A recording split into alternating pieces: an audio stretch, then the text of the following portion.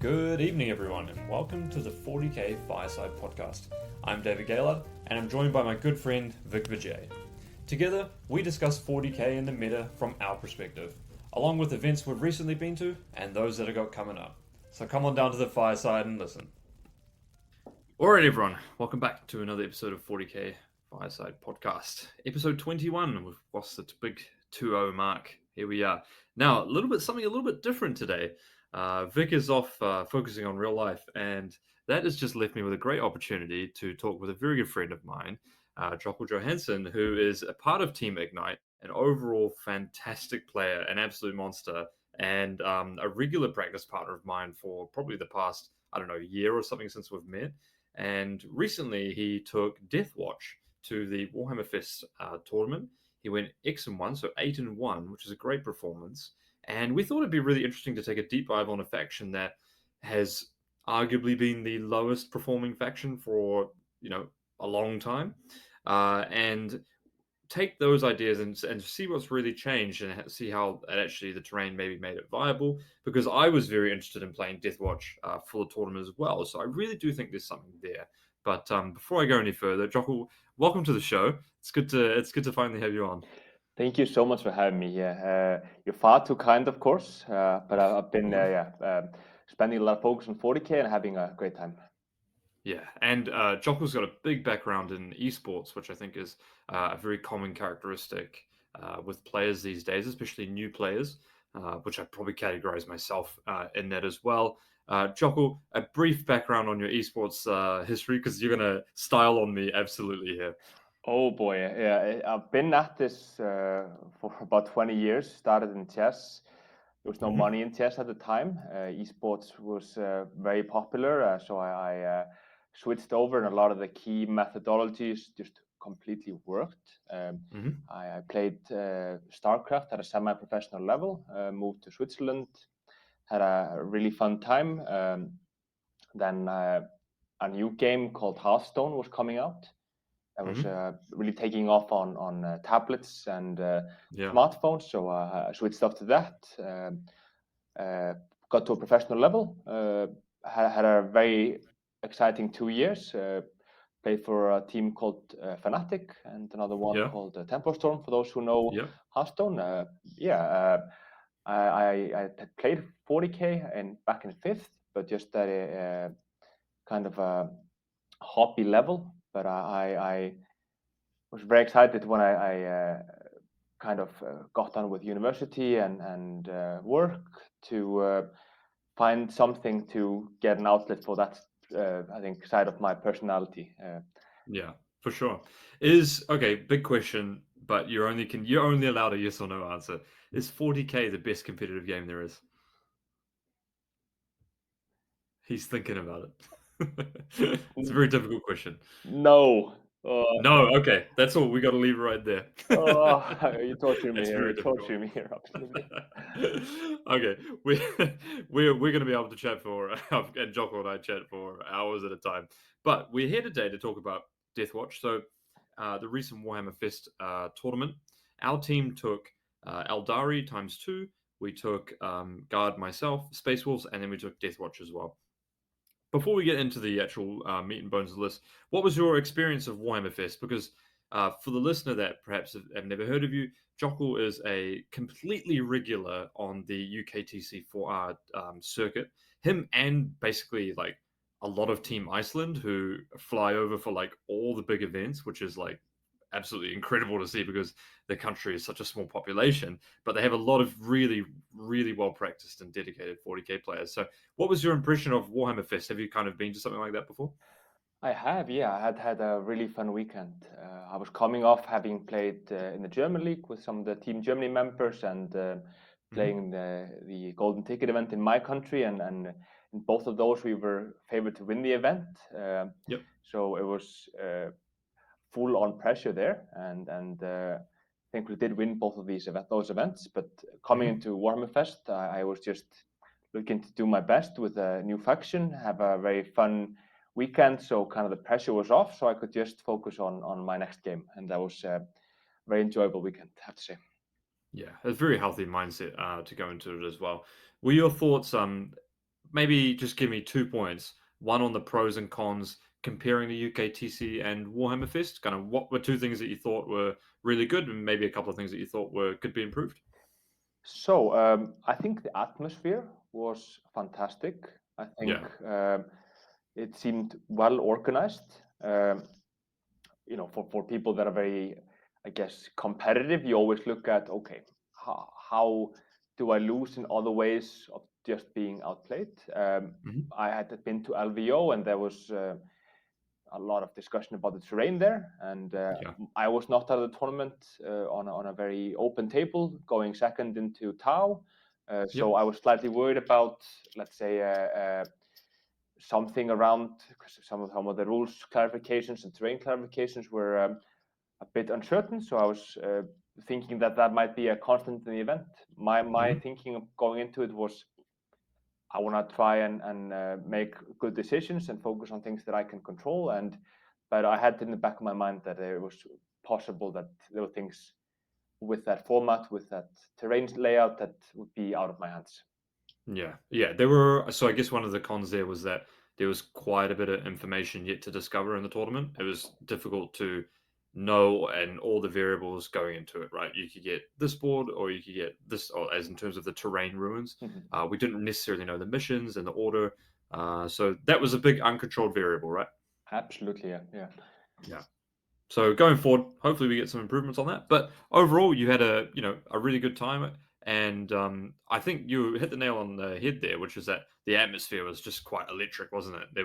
It's very difficult to replicate that as well. As someone you've been to a lot of UKTC events, it's just the vibe and being around a lot of newer players or people who don't actually play competitive at all, walking around the tables gave me a lot of hope for the tournament scene just getting bigger and bigger, because then those guys seeing actually this looks like something I could get into, et cetera, right?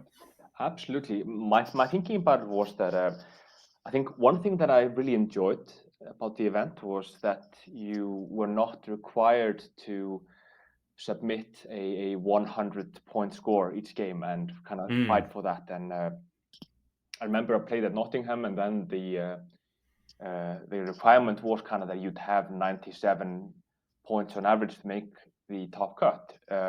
So I remember that I started off with going Psychic Interrogate, rolled a 10, and my opponent's first roll was a 12 to deny it, and then I'm already 3 points off a possible total. So, but you could kind of just, play to your best ability. You could, avoid extra risk.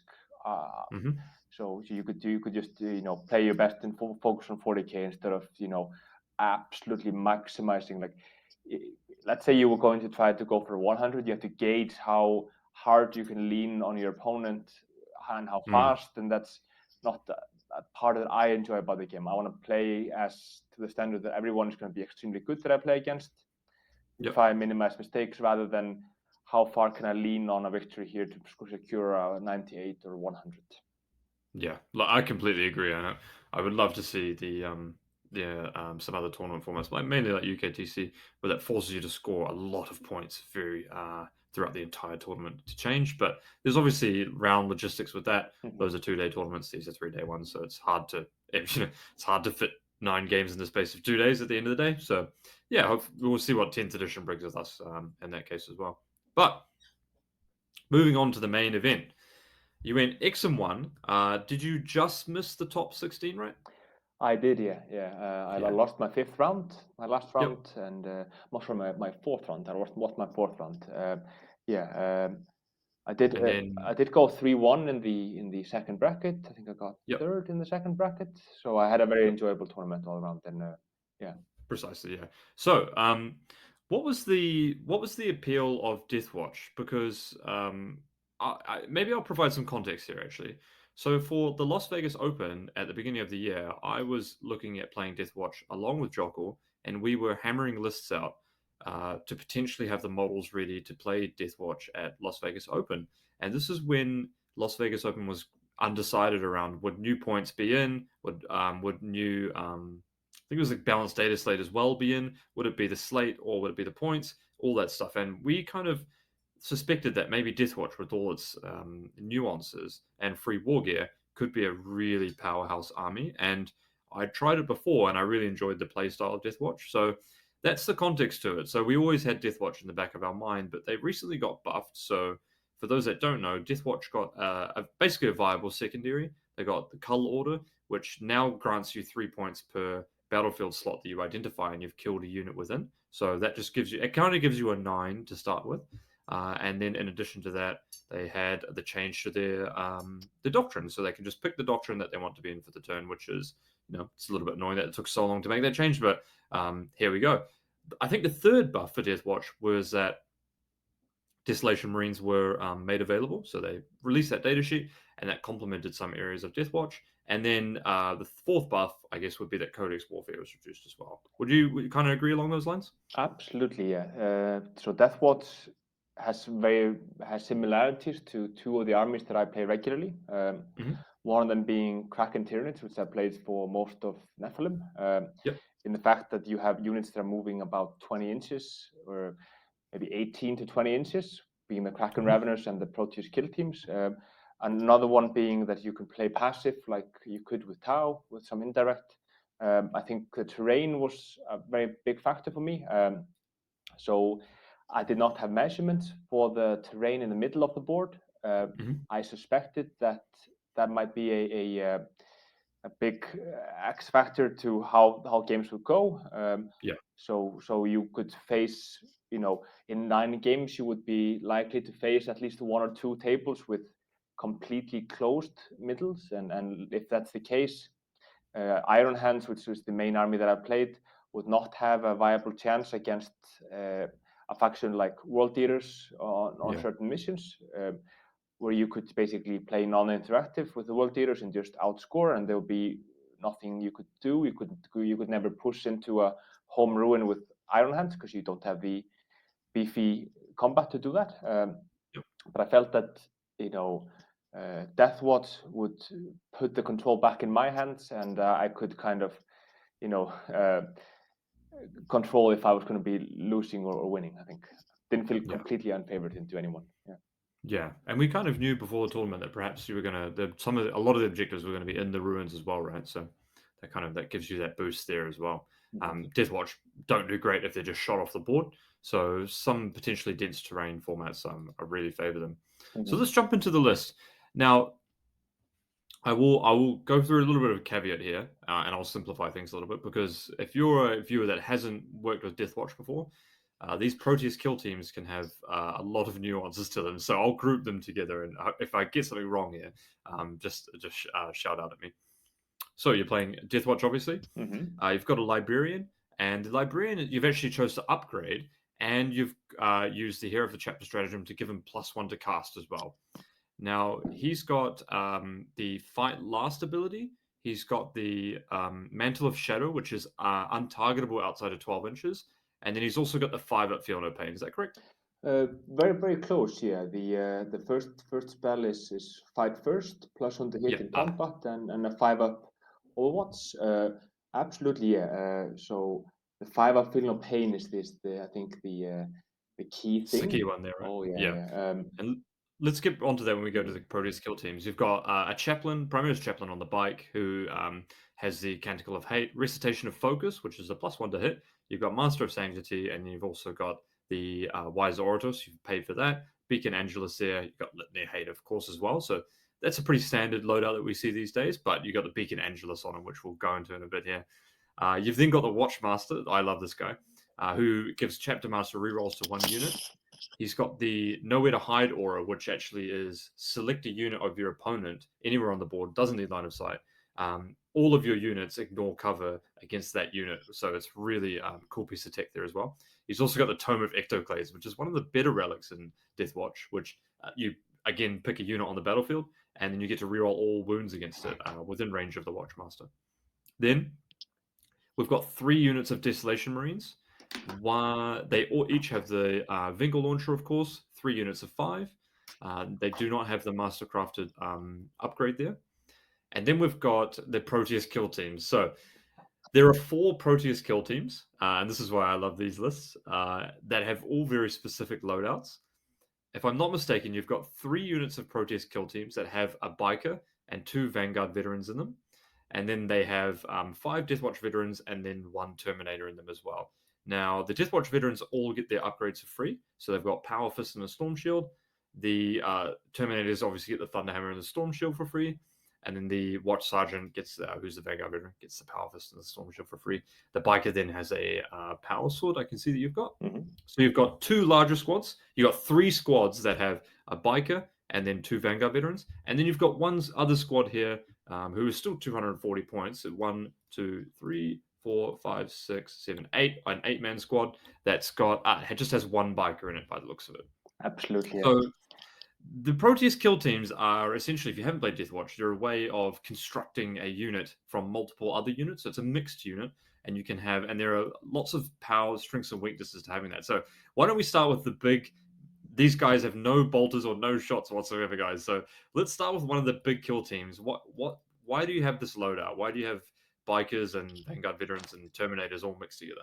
Oh boy, this is I think the most fun unit of the Deathwatch army by some mile.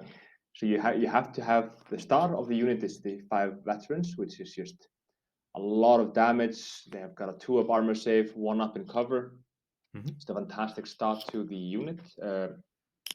Then, so what you want is that you want to be able to go fast with an OBSEC unit. That's just extremely good in this format specifically with the buildings and the placement. So you have 1 Biker that's able to move 14 inches. A key thing is that he has the infantry keyword, so he can go through walls, and that's absolutely fantastic. Yeah.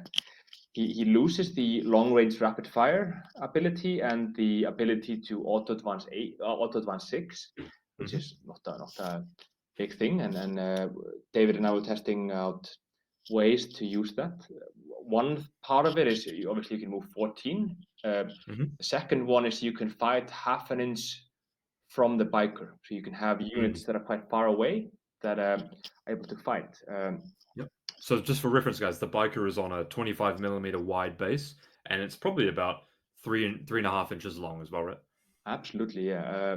So what you would have if you would have the Biker, you could essentially have your 6-inch move go to a 10-inch move, because you have the Biker out and then plus the Biker base. So 2 inches in front of the unit is 1 Biker, and then the Biker base is then about 2 inches. So you couldn't move the full 14. So what you want is to have 2 Vanguard veterans that then go in front of the unit, so the Biker isn't held back by coherency. So you have 2 Vanguard veterans in front, then the Biker in front of that. So that gives the unit functionally a 12 to 13-inch movement, which is just so good on this unit. And what I found is the unit is so killy that it does too much damage. So I've been even focusing on survivability over damage at that point. What I've been doing is adding 2 Deathwatch Terminators, which have 1-up armor and cover, because they now get the +1 armor from the Storm Shields, because there's no armor of contempt. Going to a 0-up in cover. So I've got 2 Terminators in each unit, 3 in one of the units, just to keep that unit extra beefy. But the big unit is able to combat squad, which is, I think, the key factor for the army. You have 1 unit with a Biker veteran and Biker 3 veteran and 1 Vanguard veteran, and then 1 unit with Terminators and a single Vanguard veteran that's more killy. Interesting. What you have is the option to have a teleport homer, so you can take 1 unit, you could take a unit off the field and then deep strike close by to your other units. You couldn't deep strike way far in the backfield, but it's very nice because the army is held a little bit back by the slowest models in each unit, so you couldn't run from one ruin to another without being shot.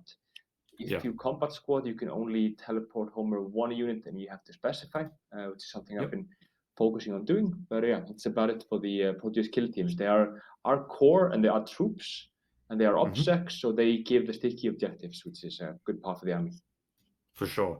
And one thing that is really stand out about the Proteus kill team is that they have a mixed combination of saves, wounds, and invulnerable saves, of course, as well. So this really takes whenever you see a unit that can have multiple different wound profiles or save profiles in it, it really elevates its toughness, because all of a sudden you're in the driver's seat to say, I'm going to take the saves on this model, I'm going to take the saves on this model, and you can effectively blank a lot of damage there, right? Absolutely. I had a very funny thing come up in it was my third game of the tournament. I was being charged. So I had a 5-man unit, 2 Terminators, 2 veterans, and 1 Vanguard veteran that was being charged from reserves by 7 Repentia from the Sisters of Battle. Just an absolutely devastating unit. My opponent was asking, okay, so I'm doing this amount of damage. Would you like to remove the models? And from my experience with Deathwatch, I had a 5-up Feel No Pain, and I thought, I'm going to have to roll this. You're going to have to actually go through this. And I was 1 save away from surviving that devastating assault. But, yeah.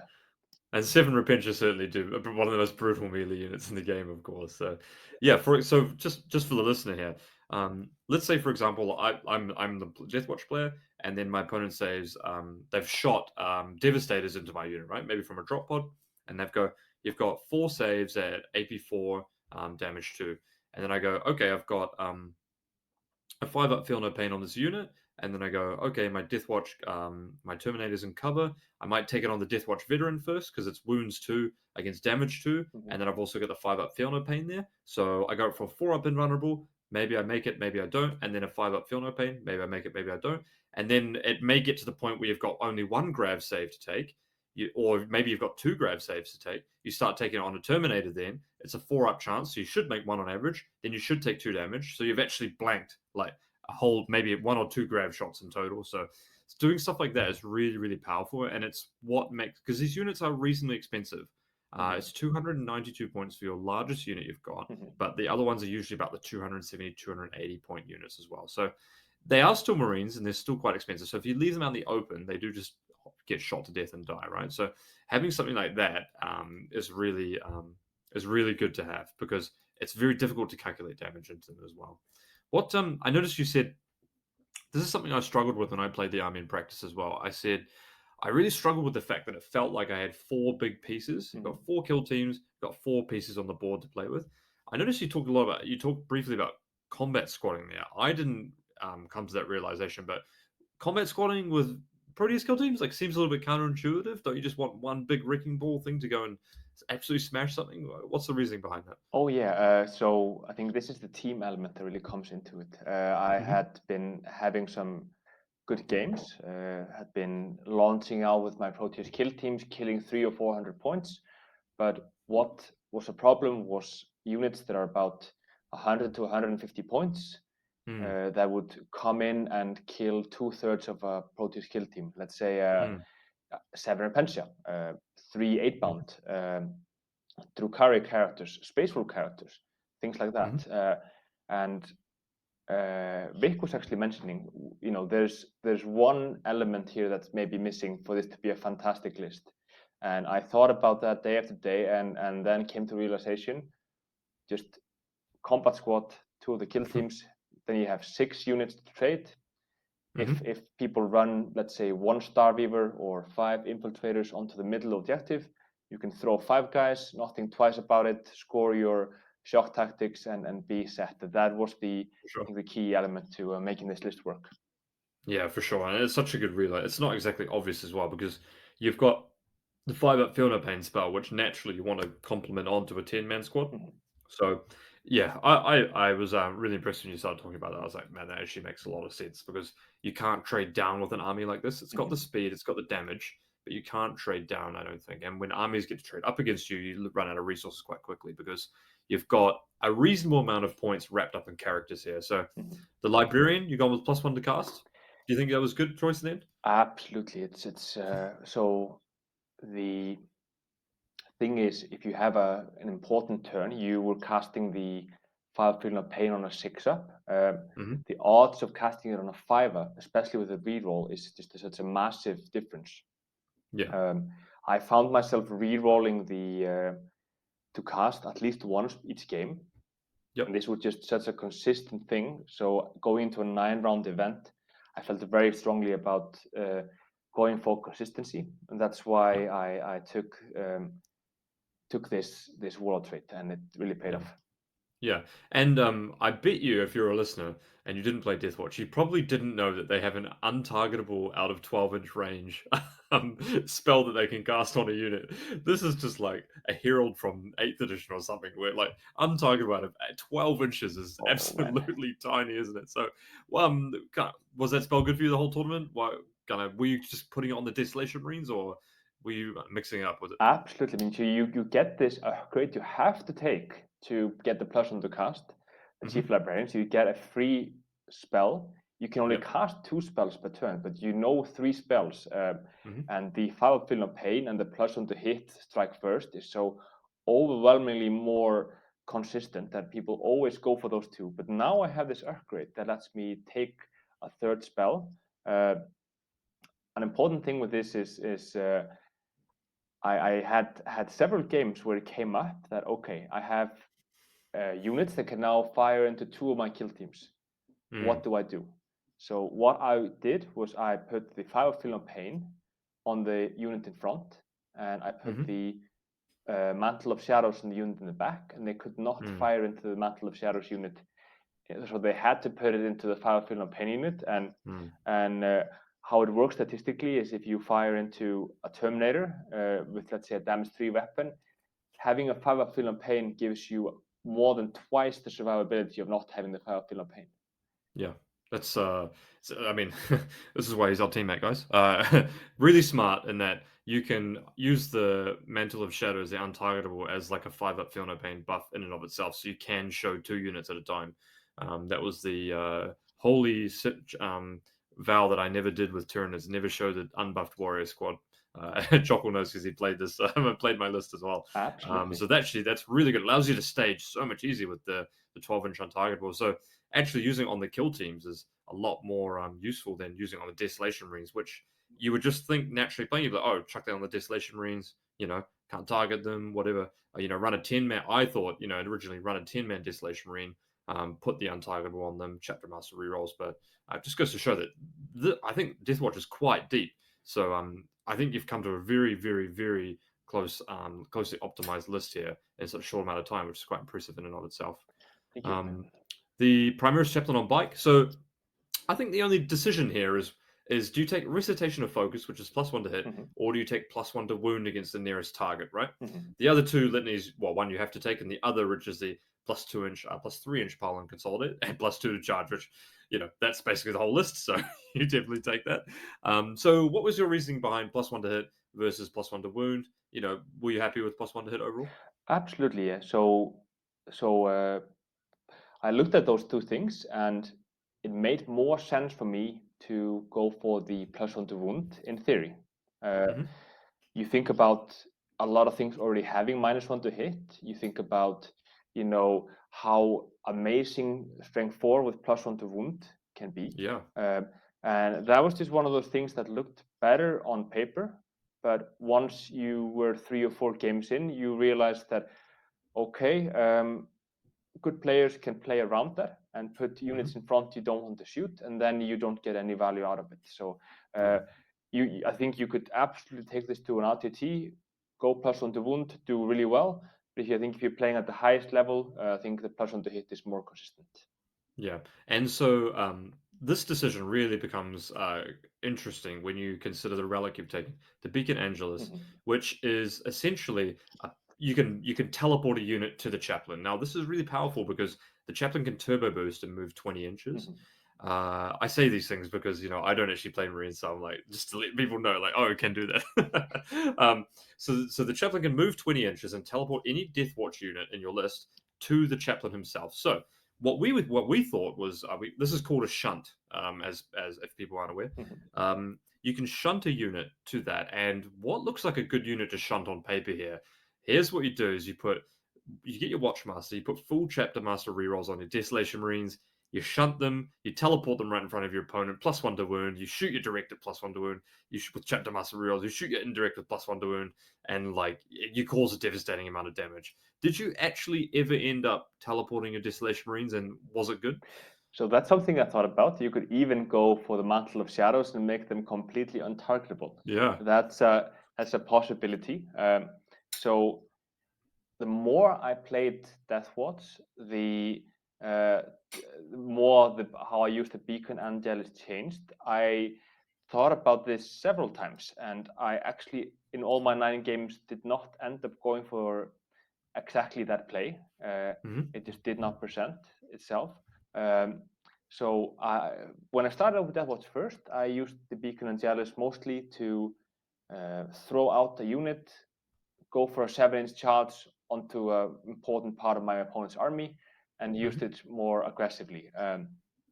But what I came to after enough reps, especially on this terrain, was I started to use it more defensively. And a key thing that I did, I think I used it most of the time in the, if I had to guess, 6 out of 9 games, was that I used it turn 1, tour boosted my chaplain into the other ruin that was on my side of the field, and set up a kill team perfectly to both block out the charges, being ones away, and threatening my opponent's marker, being able to position every model how you want it immediately, not having to be fired into, I think was just really strong. And once you get that jump, people realize, okay, I'm now 5 or 6 points behind because I have passive secondaries. I have a lot of obstacle on 2 markers. People need to make something happen immediately. And that I felt was more strong than going aggressive. Another thing that just seems completely, when you draw it up on paper, I like how you said before, is that on paper it seems like this, but in practice you kind of realize things differently, which is really hard on picking up a new list and designing a new list so close to a tournament. So I mean, that's awesome. Watchmaster, nowhere to hide aura. I'll skip the talk on this one. That's for Desolation Marines and things like Tau and whatnot like that, or just Marines in general. You pick a unit, you shoot Desolation Marines at it, can't get cover. It effectively makes your Desolation Marines AP3, which is a huge breakpoint, really powerful. So they basically take their save at -2, which is insane. The Tome of Ectoclades. Here's the question: what was your best Tome of Ectoclades in the 9 rounds? Oh boy. Yeah, that was actually my first game. I faced a triple Rogal Dorn Mass Lehman Russ. So in that, it was on the relic mission. So that's hammer and anvil. You have one big rune with everything in it. So I had 3 units coming down from Deep Strike. I stacked all of my Desolation forward on the go turn, so all of my Desolation Marines had the full reroll. I picked, okay, I'm going to do Rogal Dorn. So I had 2 10-man kill teams completely rerolling to wound against that, and 2 Desolation Marines completely rerolling to wound. I killed 3 Rogal Dorns in one go, and for the Rogal Dorn being toughness 9, having full rerolls to wound was just... That's no small task. Changed the game completely. I can imagine so. That's for those that don't know, the Tome of Ectoclades, I misspoke before. You name a data sheet, not a unit. So if your opponent has 3 Rogal Dawns, you say Rogal Dawn, and then you get to roll against that. A really good relic. I feel like the Tome of Ectoclades might not be needed. Is that controversial, or you found it good all the time? So I think I would always end up running that relic. But there was one thing that I've been looking at is I think the librarian is not completely needed. I think Really. So how it was going in my game, especially with combat squadding 2 of the big kill teams, I found that often I was throwing units forward to take a marker, kill a unit, and then die in return. So I wasn't getting the most value out of my Foul Feeling of Pain. With the +1 to hit, always strike first. That's good. But I was finding my kill teams had more damage than I needed anyhow. So with a full reroll to hit, the +1 to hit was good, but not great. And the how many things have always strike first, and how people they would always attack that unit first. Anyhow, so I wasn't getting a ton of value from the always strike first. So that was one thing I'd look at. It's the 100 points in 1 CP, which is not a lot. So I think I need to think about if I was to take that out. But I decided on Deathwatch very late in the process. As in like you were the week before this submission, you were completely undecided on what you were going to play, right? With only 4 games of Deathwatch. Absolutely. I had played some back in January, but Yeah.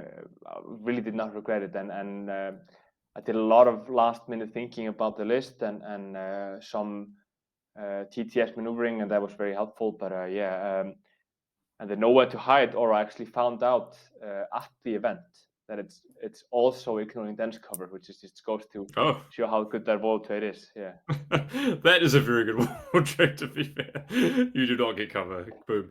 I think one of the interesting decision points also is if you run Desolation Marines, how many do you run, and what size units do you run? I was kind of under the opinion you run a unit of 10, a unit of 5. You're running 3 units of 5. I know you've said this after when we spoke privately, that was the way to go. How come you run 3x5 versus 10 and then 5? And is 15 the right answer overall? So I was looking at this from the point of view that this would be a 9-round event. I think that going for, let's say, a 5 and a 9, or a 5 and an 8, or a 5 and a 10 is more brute power. But my feeling was that 3 Vanguard launchers would be more consistent through the 9-round events. A key thing that I was also going for was I was planning on using Raise the Banners, grind them down, so killing more units than my opponent, and Cull Order, which is killing 1 unit in a battlefield wall, or killing every unit in a battlefield wall. So I felt that if I had 3 Vanguard launches, I was more likely to kill a single unit. So that was kind of my thinking about that. Yeah, and that makes great sense. The Vingal launcher is obviously the power. The decision point comes obviously when you could potentially run the +1 to wound litany, and then you could also you've got Chapter Master rerolls. So it's really close actually, and this just goes to show like how many people might not think this is an interesting decision point, but it really would change a lot of the way that you play. Suddenly you've got the teleport with the 10 man, which may make it so that teleport them is good, and then potentially the 5-up Field Pen on the 10 man, the Mantle of Shell on the 10 man. So it's not a clear cut decision in my opinion, but I think if you were to run it either way, I'd probably say that's fair play, right? Absolutely. I think there's also play with running a captain on bike instead of the Watchmaster, and Deathwatch, you have to really look at how things are structured. You are actually unable to take the Chapter Master upgrade on a captain. You have to take this Watchmaster, which is a separate data sheet. But I think going for a captain on bike, with a power fist, he can actually do some combat. Serving the same role is completely acceptable. I think even going for 2 5-mans and more units in the kill teams is viable. You can drop the Librarian. There's a lot of back and forth. But I think my thinking was that the +1 to hit and the reroll to hit is just also very good consistent on the 5-man, and having 3 or 4 more guys is also very good for those buffs. But that was my thinking. But I felt I went for the most consistent list for the 9-round event. Yeah, for sure. Okay, so who was the MVP in the list, and who would you drop? Oof, that's no question. The Primaris Chaplain on bike, best unit every single game. Really? Yeah, this guy does no damage in combat. No damage. I had He's so useless. I had a heartbreak moment. There was one in cursor that he had to charge. He fired into it, didn't do anything.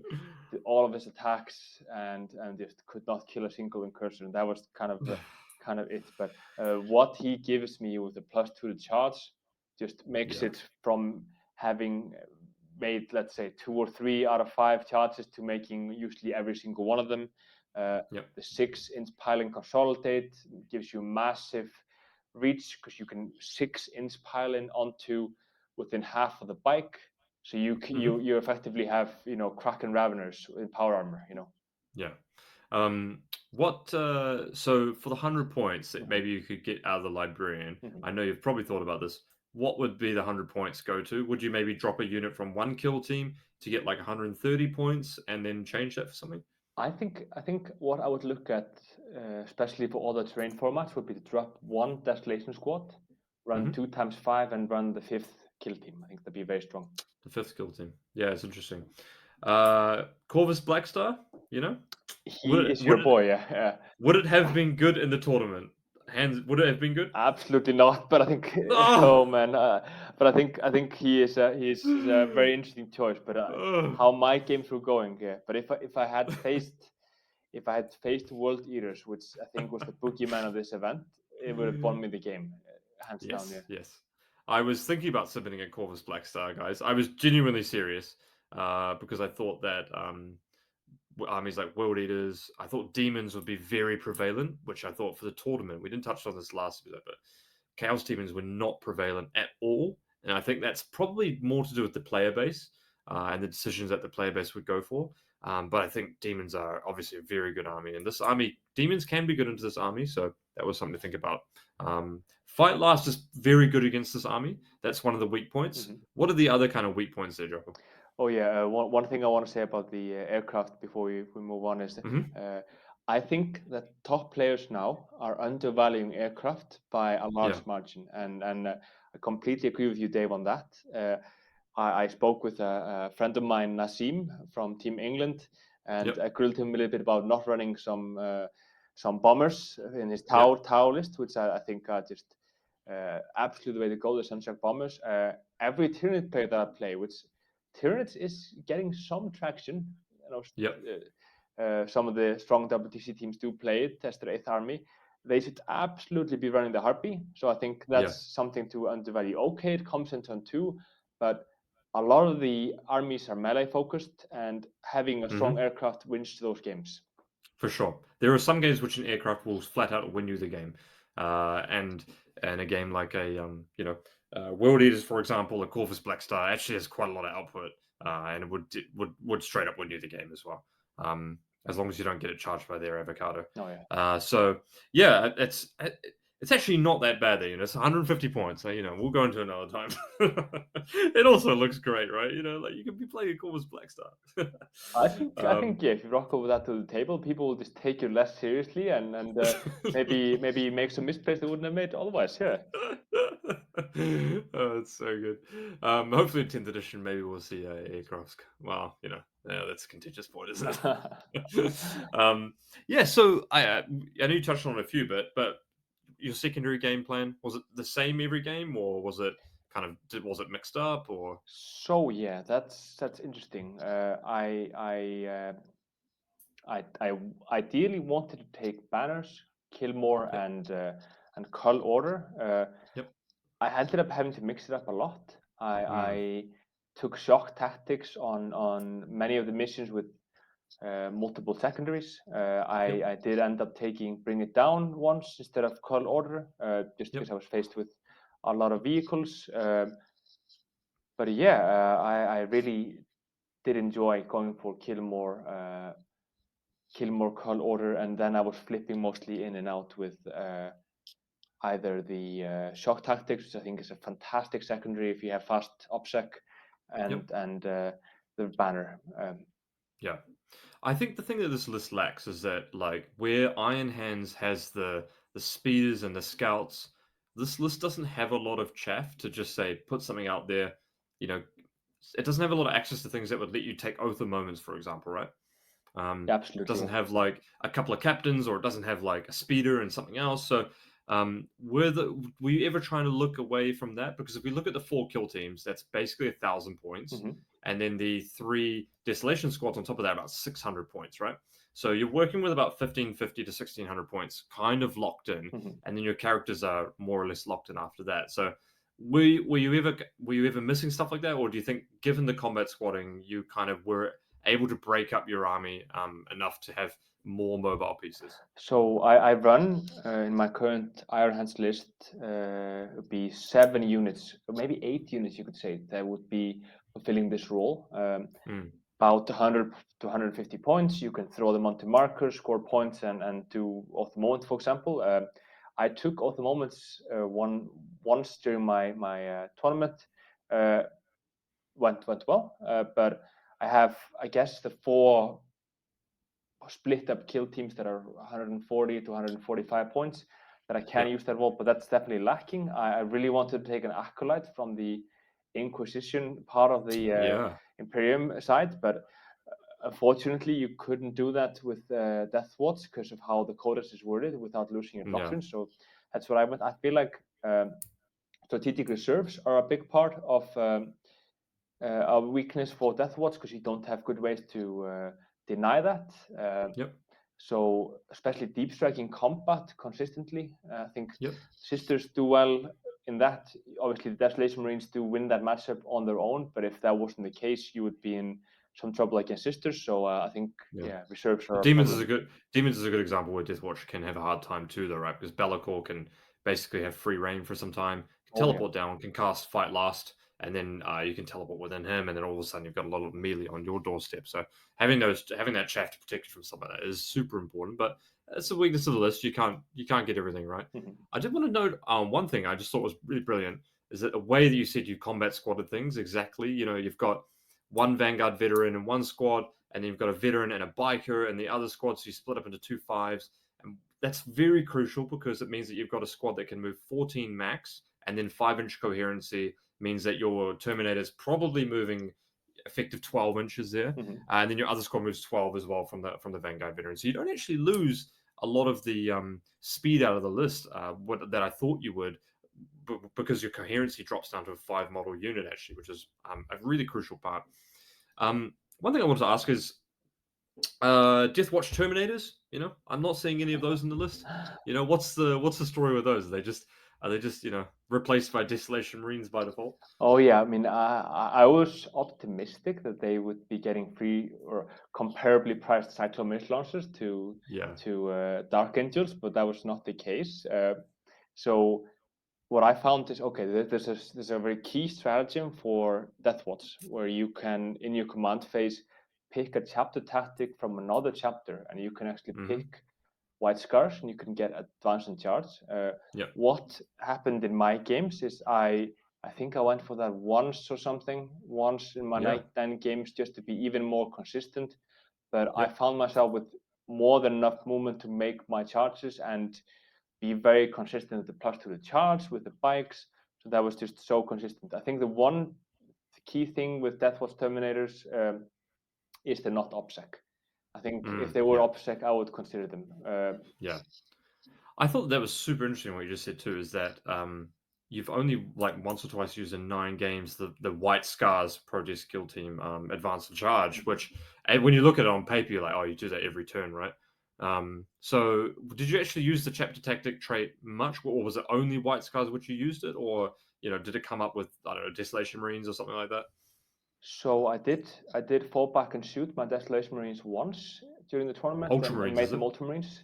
But other than that, it was interesting. So my most CP usage by far was command rerolls. I absolutely spammed command rerolls both on the amount of hits from my Vanguard or shots from my Vanguard, and simply rerolling a 4-up invulnerable save on a Deathwing. Deathwatch Terminator. I think that's super interesting. Like you actually just use your command rerolls as output and defense rather than you just CP as that rather than the White Scars because of the way the terrain format. So basically, if you just play better, then you can stage your units in a way and have the game play out where you don't need to invest that 2 CP. And 2 CP is a lot. You can use it in the shooting. You can use it in the fight phase as well. So super interesting. Do you think where would you put Deathwatch after having played it in the tournament? Where would you put it, kind of in the tier rankings if you had to create one? Would it be in the top? Would it be in the top 8? Do you think? I think on this terrain it would be. I think on this terrain. So I think definitely wasn't the strongest faction for this terrain, which I think World Eaters is. But I think, for example, let's say you go with Iron Hands. As soon as you face a World Eaters list on the right format, you just lose. But I think it's up there for sure. I think I would put it maybe 7th, 6th or 7th. I think they're around where maybe a little bit below the Demons, the Guard, the Eldari, and then let's say the Iron Hands. But I think Yeah, I think they're about maybe where world leaders are. Yeah, which is a hell of a lot higher than what they previously were, or what people in the community probably think they are as well. And we're 100% serious. I was genuinely about to play this as well. I was worried about not having enough practice with the list, and we talked about this, and of course we talked about this on team chat. We said, I told you, I said, look, I just don't think I'm going to have the amount of practice required to actually understand this list to the point where I could go very deep in a 9-round tournament. Do you think you got there in the end, or did you kind of warm up during the tournament? I think I got there in the end. Yeah, I have to say it was very smooth, and yeah, I think I was very happy with my play throughout the whole event, and had a very nice time overall. I think with Deathwatch you can take that really far. I think it's not as easy as let's say World Eaters, because you cannot make a mistake with Deathwatch and you just lose the game immediately. Yeah. And you have to have a very precise game planning. You have to protect your Desolation Marines. You have to screen and have your characters alive. And there's a lot that goes into it, but it's very rewarding when it plays out, and it's a very fun army to play, I think. Yeah. One question. Mhm. We talked about this as well. Where's the Black Shield, man? Oh man, oh the Black Shield, yeah. Oh, so that is a secondary unit champion for the Proteus kill team. He's got a Power Fist and Storm Shield. He costs, I believe, 4 points more. I think it's 31 instead of 27. So Yeah. cheaper than the Terminator, but more damage, gives you a 1 CP to heroically intervene. Hmm. Fantastic model in that unit. I think in a 5-round event where you have to score hundreds, I think you definitely go for him. I think Yeah. in a 9-round event where you have to look at consistency, you would take a biker over him, or let's say the third Vanguard veteran to give your unit essentially 2-inch Bit more move. move. It was just based on a feeling of having more than enough damage already, which was something that I was looking at. But it's a very good Yeah. choice, I think. Having 5 attacks on the charge with the Power Fist, not Yeah. not I a think he bad has 5. model. Yeah. Yeah. Oof. Yeah. Because you give him the 2 melee weapons, he gets +1 attack. But he's also weapon skill 2, which is a big breakpoint. So with your Battle Fist, you hit on 3s. So it's a very interesting option. There's so much nuance in the kill teams and the way that the points fall, so to speak. You can go a little bit more Terminators, you can go a little bit fewer Terminators. I think I was playing a list that had 4 Terminators in one squad. Oh yeah. I was Yeah. playing and then I was using that as like a slower Black Shield list that would be coming to play on turn 4 and 5. But your kill teams really sort of are attached, as I thought, they're kind of attached to the way that the turns in the game. You Mhm. sort of think this is my turn 1 kill team, or no, seldom, as we understand now, you don't do that. But this is like my turn 2 kill team. This is my turn 3. This is my 4. And then this is my combat squad unit that will try and flip an objective turn 1. And it's very precisely designed where this unit is for this unit is for that. And I really love that about lists, where it's like this this role is specifically optimized for this situation in games. Did you feel like you kind of got that replayability out of it throughout the tournament? 100%. And I have a single kill team with 3 Terminators, and that was the unit that I shunted turn 1 Ah. each time. So my army gives my opponents a lot to think about. Hmm. And what I've been looking at doing is trying to bluff a little bit, and make my opponents have to think a lot about what's going on. So what I was doing myself was I was picking up 5-man kill teams with 2 Terminators that have the teleport Homer, and you know, not explaining it, of course, because it's a competitive game, and then just next turn I just pick another one up and put the one that I just had taken off the field right where the other one is, and just not explain it. And that was just an ongoing thing in the tournament of me picking up things into deep strike, and not being serious about it at all, but just to have my opponents think about where I was bound to attack the next turn, and then not going for it. But Yeah, but like it sounds kind of silly, but actually, when in a tournament, when you being able to tax your opponent's mental capacity by having, oh, did are you accounting for this? Are you accounting for that? It's actually quite a powerful thing, and happens all the way up to the top tables where you might who's the king of this? Slime Marvo is the king of this, of course. He can jump up at the end of your fight phase and then come back down. maybe I will, maybe I won't. It's a small thing, but actually, if it's the type of thing where if they don't do it right, actually it can turn into something quite big, right? So, it doesn't cost a lot to do, but it can give you an opportunity to make it very good, play, right? Absolutely, and I just to go very briefly into my games of the event. Sure. It Yeah, was I completely glazed over them. Sorry. absolutely. Uh, it felt very smooth, essentially, just throughout, and I had set up scenarios where I was bound to be winning by about 5 to 10 points. I did not push more than I needed, set back, had my passive secondaries, and let my opponents kind of squirm and realized, okay, you will have to make something happen or lose by 5 to 10 points. And then when people opened, then I went for it and had the charges and deep strikes and the shunts and so that was very very. It felt very effortless when you had everything work out, had the secondary plan work out, and but yeah. So my only loss of the main event before the cutoff was actually due to clock. I was not able to finish. I had a game plan set out to. I was looking at about a 5-point victory, and then but that's one of those things because the event wasn't played on a clock. So it was decided by a judge essentially when the game would stop, and we hadn't finished the game when my game was called off. So it's one of those things. I remember watching that game. That game was a lot of technical combat nuance as well, and those games can take quite a long time. Both players got Desolation Marines, both players have got combat-oriented units, and doing very precise combat movement can be quite taxing on the clock as well. What did you think your best matchup was overall? So apart from triple Rogal Dawn, of course. Oh boy, yeah. I played against Tao, a teammate of Nassim's, I believe from War Masters. I think that was the most effortless game just because of the secondaries. So he had 2x4 Crute Hounds in his fast attack. Hull order, let's kill those immediately. 5 points, baby. 5 points. He had a single Devilfish in his dedicated transport. That's 5 points. 5 points. And he had 10 Fire Warriors in a troop slot, so it was just 5 points. And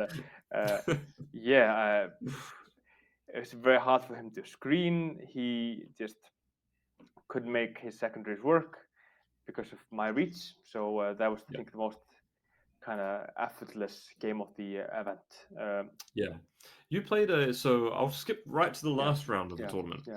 You played a player that I played as well, a man called Ciro Canzanella from Italy. A really nice guy playing Imperial Knights. How was that game? Because you win 93-48, but Imperial Knights, did you go first or second? I did go first in that game, and just to very briefly go into his list, he had, what is it, about 10 amateurs. It's the classic free blade lance with the big paladin knight and 9 armigers, I believe. It's a list that I played myself. He had the paladin, so he deployed the paladin quite early, and I knew that what I wanted to do was set up a scenario where I could fire into his paladin and not be fired back because I can ignore obscuring, and it's these ruins are not completely filled. I had a scenario where I had all of my Desolation Marines within line of sight, within 48, and we just looked at this and said, okay, hopefully I go second so we can actually have a game. We spoke about that before, and I rolled a 6 on who goes first, and unfortunately, I was hoping to go second to play a game out of it, but that had to just be Tomb of Ectoclades. I'll pick the Knight Errant. I'll fire all of my Desolation Marines directly into that. I started off because I have full reels to hit and full reels to wound. It was 3 hits, it was 2 wounds, and he failed both of his saves, and I did 11 damage. That was the first 4 crack missiles into the Errant. So I was piling on all the indirect into a single amateur that was just very centrally placed, hoping for some luck there. But I did kill the. I did kill the. Sorry, not the errant. It was a Knight Paladin. Yeah, did kill him round 1. Yeah. Did kill 1 amateur, which I was hoping would explode. He actually did explode in the middle of his army. 8 mortal wounds to 4 other amateurs, and yeah. That's all she wrote. Oh, there you go. Yeah. It's a nice way to cap off the tournament. Oh yeah. It's a good way to go out. That's an early round. You could go watch some of those stream games. I could watch the final with you playing the final, man. That was just yeah. Good times. Deathwatch, I think they're quite good. Depends on the terrain. I think if they're it's a very open board, or very sparse, you're going to struggle to keep your kill teams alive to where you can activate them first to either get points or to trade up. But if you're playing on GW terrain, if you're a US Open player in the United States, I definitely think they're a very interesting option. They have a huge range for player expression. So if you become a bit of an expert, I think they're really rewarding in that sense. Any other last minute notes you want to add on to that, Jokull? I think you got it. I think as soon as you can hold 2 markers that aren't out in the open, I think Deathwatch becomes a top tier viable faction to play. There you go. Deathwatch, the Deathwatch expert resident, best performing Deathwatch player to date for maybe the whole of 9th edition for this tournament. So there you go, boys. Hope you enjoyed the episode. Really great having you on, Jokull. It's overdue, actually. So hopefully you're going to be playing another spicy army that we can get you back on here for in the near distant future. Oh boy, thank you so much for having me. This has been the 40k Fireside Podcast. Next time, we'll be back with Vic. Don't know what we're going to be talking about. That's usually the way it goes, but there's going to be something happening in the world of Warhammer. So thank you very much for listening. If you made it to this part, hope you enjoyed the episode. We'd love some feedback, and have a good night, good evening, good morning, wherever you're listening. Cheers, guys. Thank you for listening to the 40k Fireside Podcast. Vic and I hope you've enjoyed listening, and we greatly appreciate any feedback that you can provide after the show.